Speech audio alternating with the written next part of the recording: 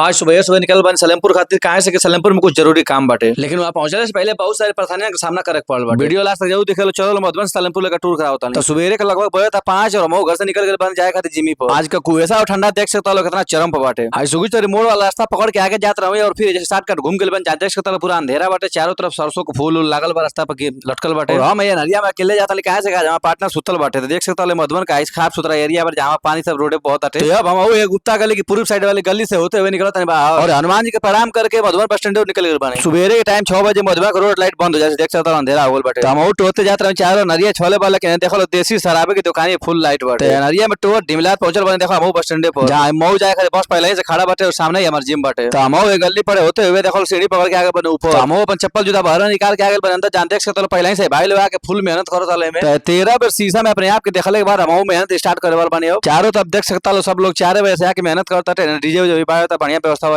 है। जिम का हम वीडियो बना के मेहनत मार के आगे बने अपना वजन ना पे खरीदा देख सकता लो 70 किलो वजन पे हमारे समय घटा के करे 60 किलो। और अब हम अपन वर्कआउट कर बन खत्म और गेट से एंट्री बाहर करके आगे बन देख सकता सीढ़ी पर उतर के नीचे। और अब बस स्टैंड पड़े होते हुए निकल गए अपने घर की ओर। भैया लो जिमिया के अंदर जब तो गर्मी होते बाहर में तो ठंडा होता देख सकता सब लोग आगे तबले की व्यवस्था बना होता है। लेकिन हम बांध कोट निकाल के कानी टंगल में तो लोग देखा था कि ठंडा देखे लगत का हाई हुए सर अब दुकान जरूरत हम बोरल लिया। तो अब हम मधुबन थाना के पार के आगे गुप्ता गली की पूर्व साइड वाली गली में जो होते हुए बाहर आगे बन देख सकता रास्ता पर जात रहनी है। आज हमके जाएगा सलेमपुर दवाई के जहाँ बहुत भारी भीड़ लगला नंबर लगा ऊपर सुबह सुबह आगे बने घरे और निकले बने अपने धनों को देख सकता लो। और आज बहुत ज्यादा कुएसा बाटे गाड़ी लेके निकल बन जा देख सकता है बच गए एक्सीडेंट से कहां से गाड़ी दिखत ना लगे कुएसा से इतना कुएसा में भी देख लो सब लेके जाता हूं पड़े। और अब हम पहुंचा बन बरहज पीपा पुल पर जहां से जाए कल का गिर के डूब के मर गेल बना। ई बरहज के नदी हम देवरान लोग खातिर बहुत खतरनाक हो जाता है दिन पर दिन। लेकिन मजबूरियों सबका आए गए बरहज नदी पर का कर जा हम बरहज पुल के नीचे पड़े होते हुए आगे बन देख लो बरहज में और गली पड़े होते हुए आगे बन देवरिया वाला रोड पर। और करुआना से मगारा वाला रोड पकड़ के निकल गए सलेमपुर खातिर। सुबह के लगभग 9 बजे थे हम पहुंच गए सलेमपुर बाजार में जहाँ बहुत खास भीड़ नहीं था। हम ब्रिज पार करके और भाई ब्रिज के नीचे पड़े होते पंचर बन जेके हॉस्पिटल के पास हॉस्पिटल मधुबन करावल बीके मॉल जी का। तो हमनियों का नंबर लगा के अब आगे बन कुछ खाए खाते आई खाली बात पर जाए खाते तो ऑटो कितना अड़सल बांस नहीं जो। और आज हमारा संग आइल भैया भैया जो चाचा से भूजा बनवाओ थे तो हमनी के लागल भूख तो भूजा खाते हैं जाए हाय भैया बात अपने बाबू सोना से बतियोले में लागल गाड़ी पर सूत बड़ी इंतजार करने के बाद दवाई वाई लेके हमनो का